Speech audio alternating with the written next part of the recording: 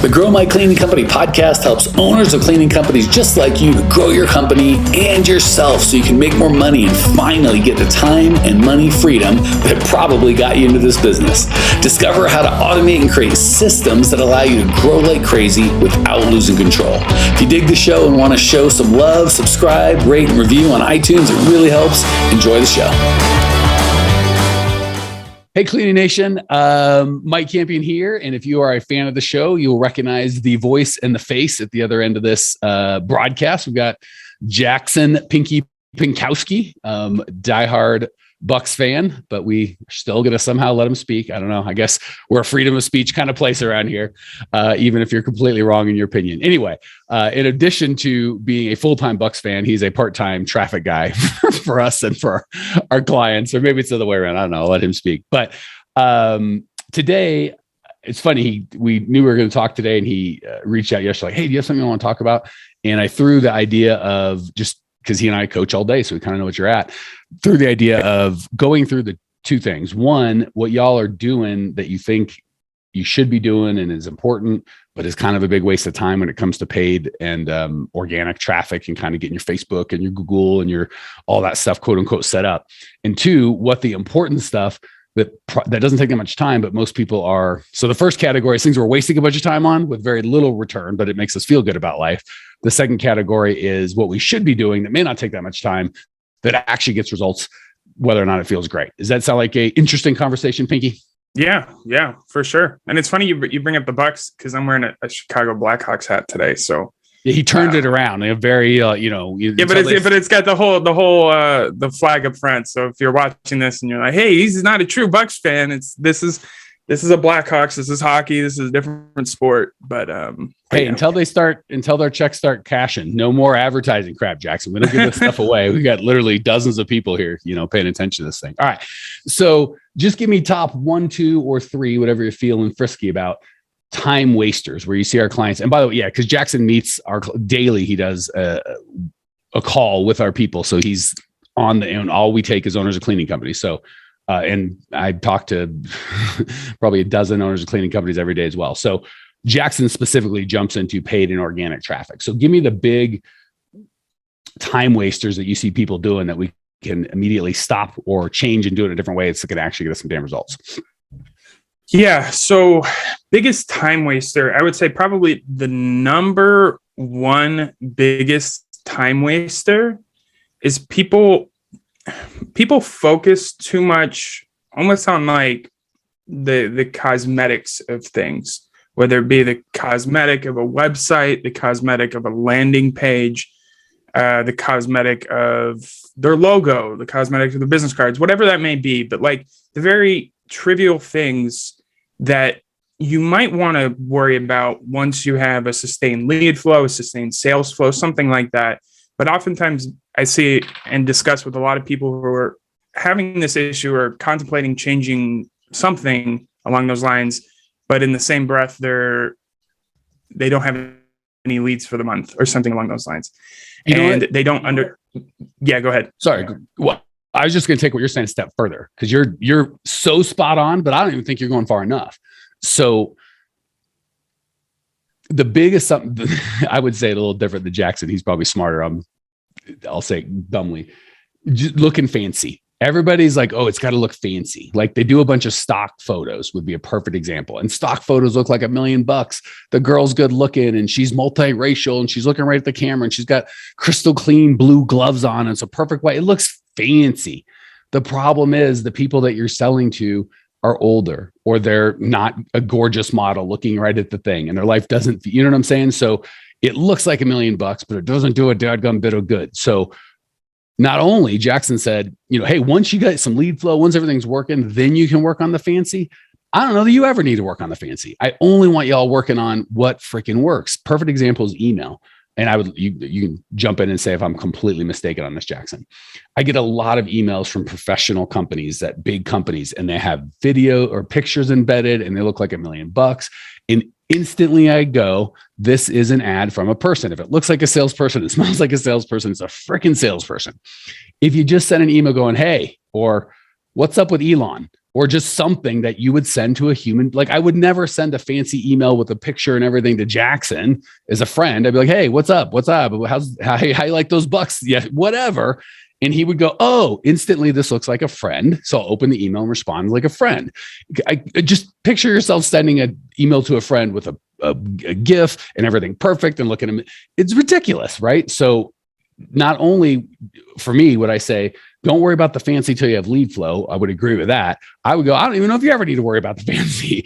If you've got lead flow and you're getting the result that you want and it looks like crap and all your friends and family are like, that's stupid, but fine. You just keep cashing checks and serving and growing and let them do their fancy advertising that'll let them go broke. So I feel really strong. Sorry, Jay, I didn't mean to hijack, but I'm so in agreement with what you're saying. Back to you, buddy. No, you're totally right. It's the kind of thing where you get so locked in on it because you're as a business owner, you're running off the examples of other things you see, competitors, maybe these larger corporations and stuff like that. But they've been around for a while. They've existed for many years, and they have a system in place that allows them to build, whatever these templated emails, these template landing pages, websites, that kind of stuff. And you don't necessarily need that to get started. And it is a huge time suck, especially if you're technologically inept, I guess. What's a nice way of saying you're not very good with computers? And I know a lot of people aren't, and designing websites no easy feat. So you can get stuck in that, and you're, instead of launching new ads or trying to get a lead flow up and running in a day or two, you end up taking 2, 3, 4 weeks to actually get something good because you couldn't decide on green or yellow for your logo design or something along those lines. So avoiding that time suck is absolutely critical. So what that'll look like for us, and I'm sharing that for you so you guys can avoid it, is people will spend a week getting a funnel together. And of that week, or let's just say over a week, they spend 15 hours fooling with it. And of that 15 hours, 13 and a half or 14 and a half are the physical, it looks good, the spacing, the button, all this sort of crap. And maybe in 20 minutes, they'll put in a bunch of crap copy that's like, looking to clean your house, want to feel great. We're the cheapest in town. We clean better. Here's a bunch of reviews. Oh, I can put in reviews. I'll just stuff those in without any thought to who's looking at this page. How did they get here? Why did they come? What's their goal in coming here? And what do I want them to do? And I'll tell you why. It's very satisfying to put together a good page and go, I built that. It's beautiful.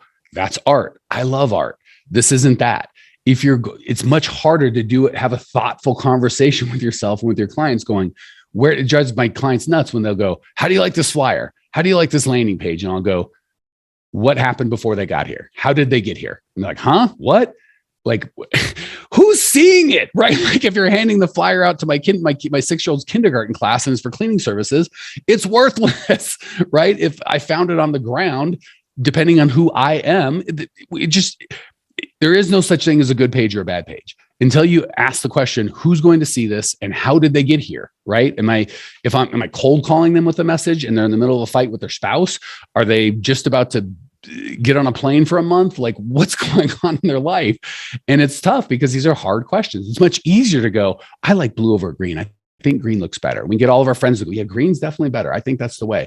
And we get this. It's the difference between feeling good and looking good. It's the same reason people say ridiculous things like, well, I've been cleaning houses for 5 years now, but I really started last week. Oh, what happened last week? I got my LLC, my limited liability corporation. What the frick does that mean, right? You've been offering your service and getting money for years. That's called a business. When you form some sort of legal entity, you're like, oh, now I'm real. No, it gets same thing. Like, oh, I've been sending out this stupid email or stupid whatever. And, I've been getting a lot of leads, but it looks dumb. I finally made it real. Well, how many more leads you get? Oh, I didn't get any leads. Well, stop.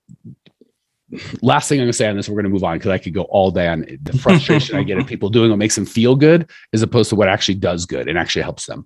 The last version of this is list size, podcast size of any sort of audience. I get frustrated sharing our audience, which is a different, and by the way, when Jackson said, oh, Coca-Cola might have a big fancy whatever, and they're a bigger company and they're more established, you're not ready for that. I would go, yes, and not only are you not ready for that, they're selling Coke it's a completely different offer. They're looking for brand awareness. They have $100 million they have to spend. Their goals are wildly different than your goals. People say stuff like, I just want to be known in the market. I just want to get my name out there. Bull crap. You want people to call you who want your services and sign up for money to get your service. So get off this. Coca-Cola, Ford. There's a lot of brands that just want to get their name out there. That's fine. You as an owner of a cleaning company under $50 million in sales is not that. There's $0 do we pay for branding, not a nickel. So it's not only like, well, they're bigger and more sophisticated once you get bigger and more. No, it's bad marketing. It's branding is a completely different thing. And you're so small. I promise you a brand doesn't make any difference. The way you're going to make a brand is do really good work and have marketing that speaks your thing. So that's the first thing. Second thing is people start getting into like their email list or doing a podcast or an Instagram channel, and they get discouraged, and they're all about the numbers, right? So this is another waste their time. So our Instagram channel, I think hovering just under 10,000 things. We haven't really done anything to grow it. Just kind of came from our other socials. I don't know what the engagement is. We pay people. It's fine. My wife has got a little Instagram channel, Moms Love Guns, shout out, with 900 followers. I don't know. A number, all of you guys, and she's done it in a month. She hasn't spent any money, or 6 months, maybe. It's just completely organic. And I would say she gets as much value out of her audience, 10%. And by the way, she's not trying to monetize. So she's not even trying. If she wanted to, she could. She gets more value out of her 900 people than we get out of our 9,000 because she's a legitimate brand and she's in it. So get off the numbers of well, I've only got an email list of 53 people. Okay. As long as they know, like, and trust you, that's much better than I could buy a list of every owner of a cleaning company all over the globe, and it would be worth far less than your opt-in list of 81 and a half people that actually know who you are and give a crap. So that's all I have to say about that. Stop doing stuff that makes you feel good and start doing stuff that is effective. And I promise you, getting new clients and growing your company feels really good, a lot better than having a fancy website. All right. I'm so sorry, Jackson. I went absolutely off the rails. Continue. No, it's all good. You had two very good points that lead into the next 2 points. And so, like, this second option I'll touch on because you just brought it up is the numbers itself and getting distracted, I guess would be a nice way to say it, by the numbers and what you're seeing. So a lot of times people have ads running, might have Google ads, they might have Facebook ads. Especially a lot of our clients and people we work with, they've gone through, they understand how to set these ads up, but they don't understand the numbers, or they're getting focused in on all the wrong numbers, right? And so my favorite story, my favorite example of this is one of my friends who's in the program, Nick.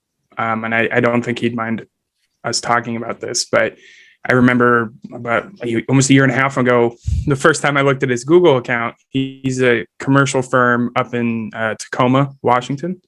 I think it's Tacoma.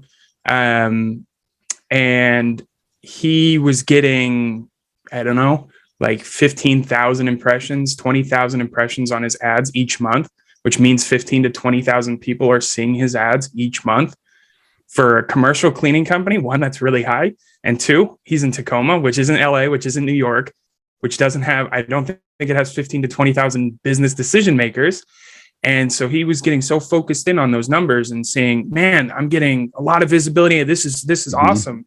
I'm like, well, feels good. Feels great. Yeah. How many new deals did you get? How many leads? How many calls? How many bids? It's like, well, I got like one, or I got nothing. That question doesn't feel as good. No, exactly. So we were getting so locked in on that first number. And then it took a combination, of ad work and the mindset change of going, hey, I don't care about 15,000 people. Just like you said, I don't give a hoot. You could have 20,000. You could have 5. I'd rather have the 5. If you're getting 5 people seeing your ads and you're getting 5 leads off those 5 people, that's awesome. And so we pivoted the mindset, and he went from 15,000 impressions a month to like 200, maybe on a good month. But now he's consistently knowing that he can close leads off those smaller numbers. And so we get so focused in, we see the big numbers. We see, oh, my ad's going to be seen by a ton of people, which is great. If you're in LA, if you're in New York, maybe if you're in Miami or something like that, big markets. Yeah. You'll have residential. Even if you got a broad or residential. Yeah. Yeah. If you have these broader markets, you might see these big numbers, but that doesn't mean anything if you have nothing coming through it. That's great. I literally just shared an example of this with our elite members yesterday. So I think our YouTube channel just finally crossed 1 million views, which depending on where you are, could be like, oh my gosh, that's amazing. Or that's a joke, right? There's people that have a picture of an otter raising a puppy or some weird thing that'll get 1 million views in 17 minutes. I don't know, maybe I'm over exaggerating, but certainly 17 days, like 1 million views for a single video, not a channel, a video is not, I don't want to say not a big deal. Jackson would know better than me, but not a big deal. There's thousands, if not tens of thousands, if not hundreds of thousands of videos that have 1 million views.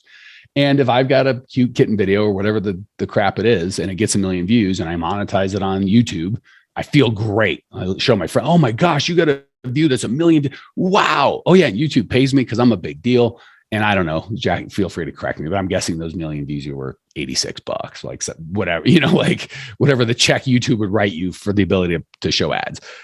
Well under 500. I'm guessing. It's not a lot. It's not a lot at all. Yeah, probably under 100. There's nothing that's going to be life-changing money. Our little tiny YouTube channel, if you're like, well, how much money have you made off of that? Millions. So it has nothing to do, I shouldn't say it has not, it's very shockingly little to do with how many views you have. Because again, 1 million views, like that's not that much. And for you guys are going, oh my God, 1 million's a lot. That's not the point. Take off 2 zeros or add 2 zeros. It's not the point. A kitten video, what am I supposed to do with that? Like, what if I know that the guy likes cute, or the gal or the viewer likes cute kitten videos? What can I sell them? A kitten, cat food, other cute thing? I have no idea. Like, I know nothing about it. What kind of psychopath is going to watch a video about grow my cleaning company that doesn't own a cleaning company that doesn't want to grow? Right. So I just want to encourage, just example of what we do, but Jackson's is probably better with Nick, of just a smaller group of people that you know something about, right? Like Natalie's audience is passionate about moms and passionate about guns, even though there's only 1,000 of them. That's valuable. Nick's people only with 200 impressions. I'd rather have 200 that he knows own a commercial thing and are looking to help with their facilities management over 200,000. That's like, huh? What? Why? I don't know. Why would I even want this? So hugely huge. All right. I think we've talked about what not to do. Let's hit a little bit of what's some low-hanging fruit that they should be doing that they're not, that maybe doesn't sound or make sense, but when you get it, it's like, yeah, this is what I need to be doing. So low-hanging fruit right off the bat. And we kind of spoke about this beforehand. If this is the pictures, you're going to make us look bad, but I'm okay with it. Yeah, it's you got Google My Business, and this is especially applicable for residential. I mean, it's great for commercial as well, but if I had to say one person that should do it that's listening to it now, if you have a residential cleaning business and you haven't touched your your Google My Business account in months, touch it now. Like, they finish this podcast, go update it, go put your pictures on it, because that is your profile. And Google is pushing that this year. They're pushing it in maps. They're pushing it on searches. They're pushing it above pretty much everything else, is they want local businesses to feel supported. That's what I was gonna say. Local, especially service businesses where it's an on-site thing and they kind of feel like your place matters. 100%. Their whole thing, especially after COVID, is they want local businesses to feel supported. They want local service businesses to feel supported. And so it's a free service, free tool. You can put your pictures on there, your business hours. You can put your booking link. You can have people schedule appointments directly through it. You have your phone number on there. And so let me brag about how well we had our setup, and then you can crush my hopes and dreams, and the people can kind of see what the example of us doing what I thought was good and kind of, I don't want to say wasting time, but certainly not using our time best. And then you can show, we'll let you be the hero and share what we should have done and what Clean Nation should do. So we've had our Google thing for years. We've got some reviews. Our hours are up. Our website's there. I think all the boxes were checked. There might have been under pictures, there's probably a picture of our logo. I don't know, 0 to 2 pictures of our logo or something. We had a picture of logo and a picture of you holding a broom. There you go. Super compelling. I mean, come on, everyone write that down. Hold a broom or for money, I'll hold a broom and you can put my picture holding a broom once Jackson tells you how well it worked out. So I would say most owners would look at that and go, okay, they got their Google thing filled out, and I don't know the exact numbers, but fair to Midland to zero. Like, I don't know that we were getting any traction. I felt good. And then we literally were Jackson, I think it was either Jackson or Jared presenting at one of our events. And we go, we should take a look at this. So I'll let you pick up the story from here after our very workmanlike, fantastic Google profile. Yeah. So like Mike said, our profile is bare minimum. And then, one of us had the bright idea in one of the meetings was like, hey, we're getting like, people are looking at this picture of Mike, on a pretty consistent basis, not crazy numbers, like a couple hundred. Why? And we took that mindset of why is Mike being the face of this? Why can't we need to be showing the success of things, what we actually do, what we're talking, coaching, our actual help with cleaning company owners. Same two questions we asked before, by the way. Who's going to see this and why are they here? So owners of cleaning companies are going to see it. You go, oh, well, it's Mike with a broom, or with a mop or something.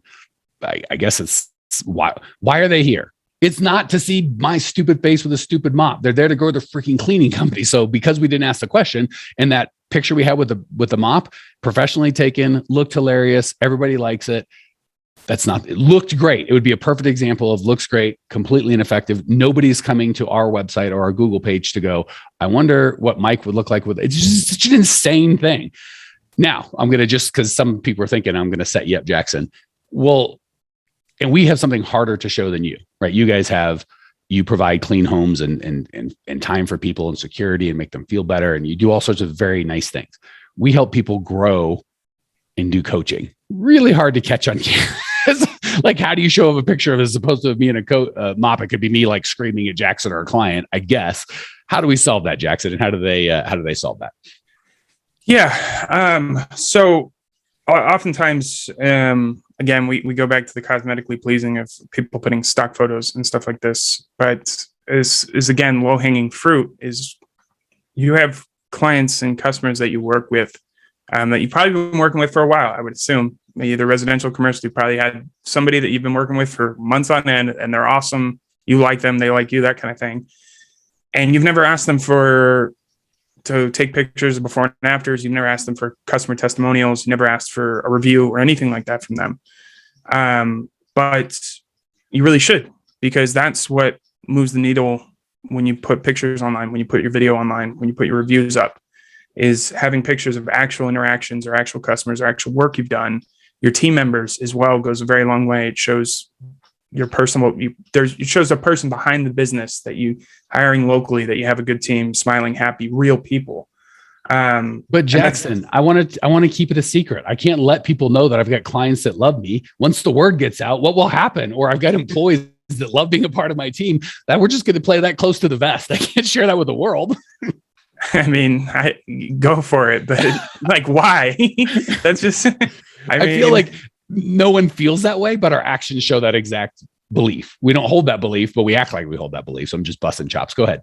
Yeah, that you're right. It's funny because we have those situations and I tell people that I just say, why?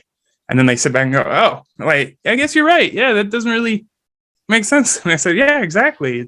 You've been working with this person for 6 months. You've never asked for a review. I had a cleaning company that asked me for a review within 2 cleans. I was like, I was happy to give it. They did a great job. I was thrilled.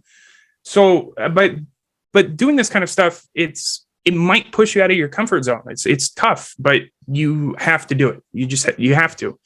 And once you do it, I mean, I'm looking at it like our stats. We went from 50 like website clicks a month, and we posted some pictures of our actual interactions, our actual work we do, and our profile visibility went up about 300%. Just because let me be clear, when Jackson says actual work we do, a screenshot of this would be that. It's not very interesting. So no, what exactly. we did, and again, I'm only using us because we have a harder thing. Yours is easier. We do events, and every event just for fun, nothing marketing. We just take a picture of the whole group, and we'll be silly or be having fun. And it's really, and you correct me if I'm wrong, or if you feel differently, or if you did a better job on this, Jackson. I don't know that we can show. I guess we could get weird and like find a client and put a bunch of like cash in their hands and them, how do you like, show, like in a still picture show results? So what we did, or I believe what we did, Jackson, is just culture. It was us being with our clients, having fun. That was it. So what that would look like from my perspective, I'm dying for Jackson's, I'm going to wrap this, drives me nuts when I go to a website and especially when they're doing the hiring and it's stock freaking photos. I still remember an event, an African-American guy in, I think, Atlanta. Most of his clients were African-American. Most of his employees were African-American.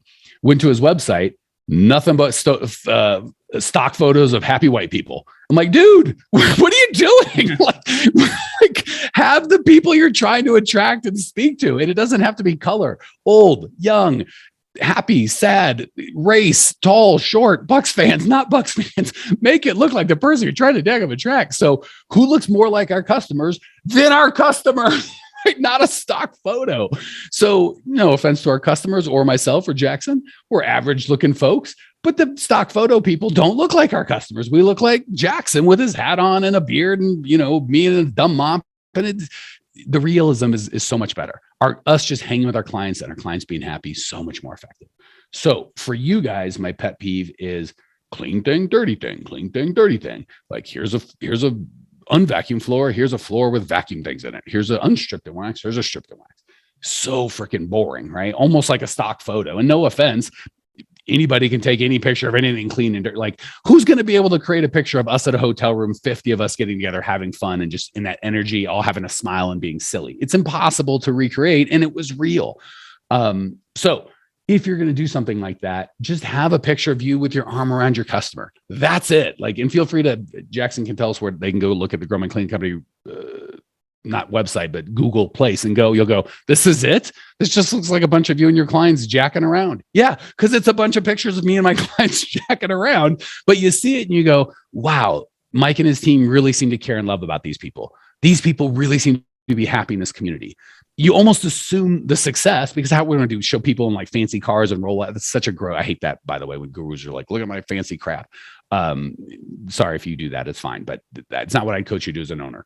So I would encourage you, if you're going to have a clean or dirty background, for God's sakes, have some fun with it. Have a mom sad face in front of the dirty house and then happy. And even if it's fake and silly, they can tell you're being fake and silly and having fun.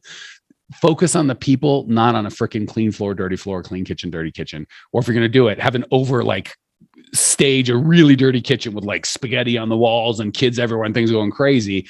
And then even if you use the stock photo for that, and then have your happy customer in front of her real something. So it's these are real people doing a real thing. All right. My rant's over. Jackson, what am I missing? Now say some smart stuff. I mean, you kind of said it all. And it's funny because I pulled up the stats and I realized this is another good point. Be consistent with it. Don't just do it once and then stop, because we did it once and stopped, and now our profile views are dropping. So we need to get back on it, which is good because we have another event coming up. So, but let's do this. I'm going to make Jackson's life miserable because I'm a bad person. If you are listening to this and you are, you send in any picture you like, any picture you think that would be awesome for Grow My Cleaning Company's Google page with a note or a profile or something. So it's not just a random, hey, this is me doing this or whatever. We'll make you guys a star of it. Jackson at growmycleaningcompany.com. Sorry, buddy. Email them any picture you think, nothing profane. Don't get crazy with it. Be nice. And just a quick picture, maybe one email, one line about here's what this is. And here's why I think you should put it on your page. Boom. And if you're like, well, hey, that sounds fun, I can participate. Guess what? If you have a podcast or an email or whatever, you can invite your clients to participate in your thing. All right. So that's one idea I just gave. Jackson said we're going to do an event here in a couple months. That's two. Give us one more, Jackson. What can we do to put some more pictures up before the event, before people send it in? And what can they do to put, keep their profile fresh? If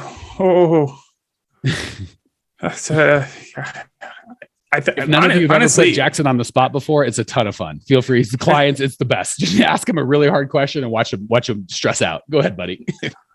I mean, in our situation, I think we have a big depository, wrong word, depository of photos that we can pull from. And our clients should do the same thing. Proper planning prevents piss poor performance, as my dad always used to say. And my mom used to always say that. That's such an old guy saying. Proper. Yeah. Absolutely. But it's words to live by, especially in marketing, especially in business management, anything you do there. And you don't want to be thinking I'm going to get one picture for this month. I'm going to get, and then next month I'll prep another picture or something like that. you want to collect as much as you can, because then you can space your stuff out, work with your clients, work with your employees to get cool pictures, especially if you have events coming up, capitalize on that. If you're engaging in the community, people love that. Get those types of pictures as well, because I know a lot of people we work with work in, the Chamber of Commerce. They go out to community events, they work in community groups, stuff like that. That kind of work really helps move the needle pretty quickly too, especially if you're in smaller areas. So capitalize on that. And guys, gals, we're talking, if this sounds like a lot of work just to keep your Google profile up, maybe it is, but these make great Instagram posts. They make great Facebook ads. They make great Twitter posts. They make great additions to your website. If you're going to put something in an email, this kind of a picture is going to do far better than some fancy stock nonsense thing. So, as we wrap, Jackson, just for those people like, I love all this, but I don't even know how to get a Google profile or where to do that. Is that something you can tell them real quick, or do we need Lindsay to put in the show notes? How can they kind of get this party started? Google My Business. Easiest way to do it. It will be your very first option. You have to be on Google though, because if you go to some people still use Yahoo, some people use Bing. If you search on those, it won't work. Go to Google. If I go to Bing and search Google My Business, nothing. The first thing that comes up is usually, I think it's like Bing. How to do a Bing profile, something like that. So you always want to go to Google and then Google My Business. A lot of Googles in that sentence, but it's always the first option for you.